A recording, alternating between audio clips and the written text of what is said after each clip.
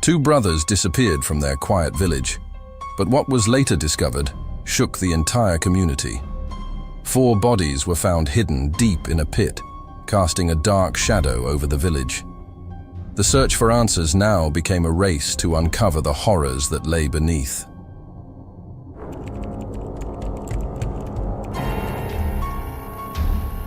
On April 27, 2010, a group of construction workers in Xinhua village, located in China's Heilongjiang, were on their break and at the canteen for lunch. The group of workers got very angry due to the long wait for their food, and when they went to confront the cook, he was nowhere to be found. This cook was 65-year-old Liu Xiuyun, and as he was the eldest of his family, some took to calling him Liu Boss. One of the workers went to Xiuyun's home and found the front door ajar. He shouted at him several times, but nobody answered, so he entered Xiuyun's home and looked around. Although the lights were still turned on, nobody was home, so he left empty-handed. Most of the workers were not terribly concerned for Xiuyun's safety, and instead upset that they had to go hungry. 20 years prior, Xiuyun had been divorced and living alone ever since. While most didn't seem to care too much for Xiuyun's disappearance, there were still a select few who found it odd. Xiuyun for a long time had been unemployed, and not many employers in the village were willing to hire him at his age. And when he finally was hired to be a cook for the construction workers, it was a very recent hire. In fact, his first day on the job was April 24th, so it seemed odd that he would abandon his first real job in a long time so quickly. Eventually, someone asked his family about him and his brother. 46-year-old Liu Laoliu was the first to hear about his disappearance. Laoliu started by looking for Xiuyun in areas where he was known to spend his spare time. After spending his whole afternoon trying to look for Xiuyun and coming back empty-handed, he went to the police station to file a report. The police, for their part, didn't have much enthusiasm for the case and barely even looked for Xiuyun while Laoliu returned home and waited for any news. On April 29th, some of the other villagers needed to meet with Laoliu for something. They went to his home, and just like with his brother before him, the door was open and the lights were turned on even though nobody was home. The villagers briefly searched for him, but when they couldn't find him, they decided to call his cell phone. The cell phone was, however, turned off, which was unusual and out of character for Laoliu. After failing to find any trace of him, his family reported him missing to the police. The police were completely blindsided and shocked when his family walked in to report him missing, because by all appearances it seemed the police themselves were the last to see Laoliu alive when he went to report his brother missing to them. Initially, Xiuyun's disappearance could have been dismissed as him running away to try and find better work outside his rural village, but his brother going missing only 2 days later was far more suspicious, and finally motivated the police to conduct a proper investigation into the 2 cases. The local police called for assistance from neighboring villages so they could borrow officers to form a task force dedicated solely to investigating this case. On May 7th, that task force was formed. Now, as mentioned above, Xiuyun had been living alone for 20 years and rarely had any contact with those outside his family. Laoliu was a different story. He was much more involved in the community as a farmer and working a few other odd jobs and side businesses, earning him many friends in the village. Since Laoliu had more of a social life and owned a cell phone which he frequently used, Xiuyun was again mostly the secondary focus, since police believed there would be a higher chance of tracking down Laoliu and that the 2 cases were likely connected anyway. The police obtained Laoliu's cell phone records and bills, which showed him calling many people until the day of his disappearance when the calls suddenly stopped. Based on this, the police believed that Laoliu likely didn't intend to be away for long, and that whatever caused his disappearance happened suddenly. After going through his phone records, the police took particular interest in one particular number in his contacts. This number Laoliu had called twice. Those 2 calls were made on April 29th, the day he went missing. That number was traced to 40-year-old Su Hong, the local doctor and the owner and operator of the village's medical clinic. Despite being married, Hong's marriage was not a happy one, so 9 years prior she moved back into her old, now deceased parents' home and had been living there alone, except for the weekdays where she lived with her 4 children, 3 of them adopted. The police went to question her at her home. Hong told the police that she once borrowed 5,000 yuan from Xu Yun in 2009 and another 10,000 from Lao Liu in order to fund treatment for her children who had fallen ill in 2009. But according to Hong, she had already paid the brothers back. Upon questioning the other villagers, they confirmed that Hong did indeed borrow money from them, but all attested to Hong's good character. When Hong was asked to explain the calls, she said she called him in order to ask him to come over so she could return the money, and after he left, she never saw him again. The police conducted a search effort next, attempting to find any bodies or something that would be out of place in the small village, such as strangers or vehicles not belonging to anyone. Both of these efforts came up empty-handed. The next 3 days of the investigation were largely fruitless until a new lead suddenly came to the police.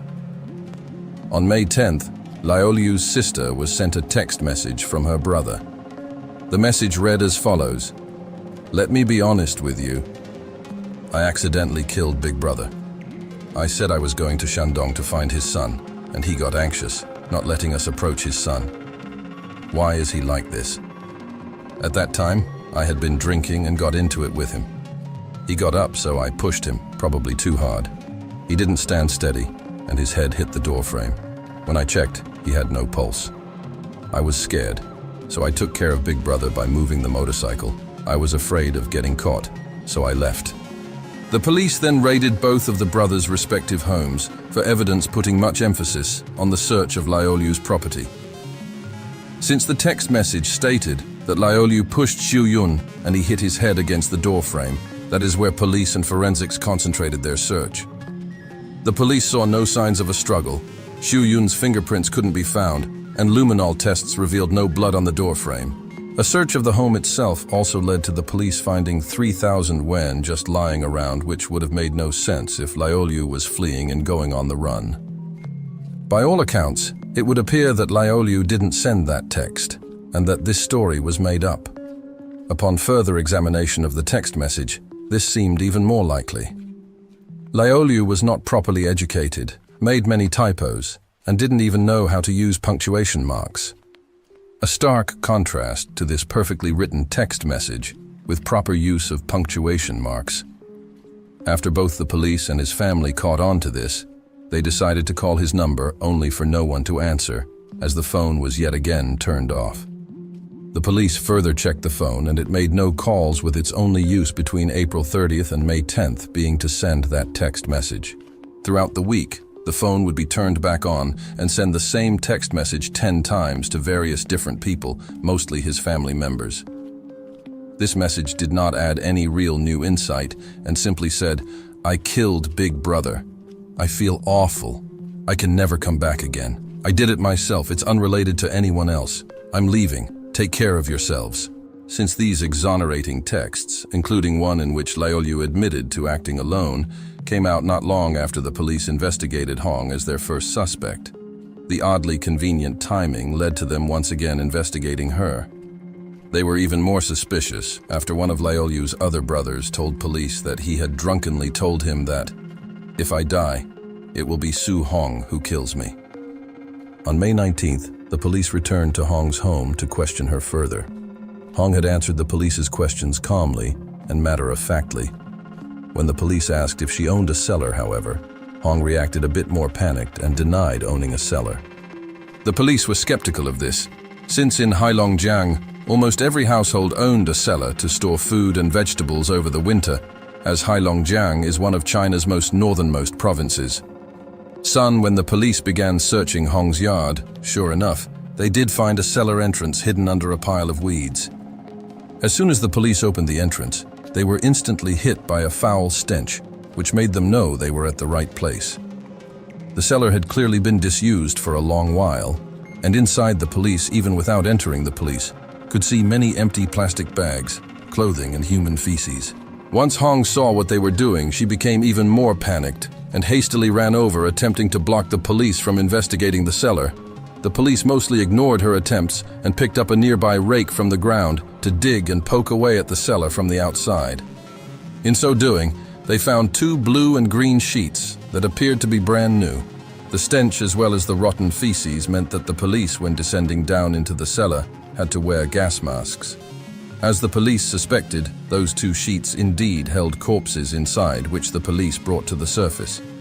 The police opened the 2 sheets, and while they had been heavily decomposed, they were still able to recognize them as Xu Yun and Lao Liu.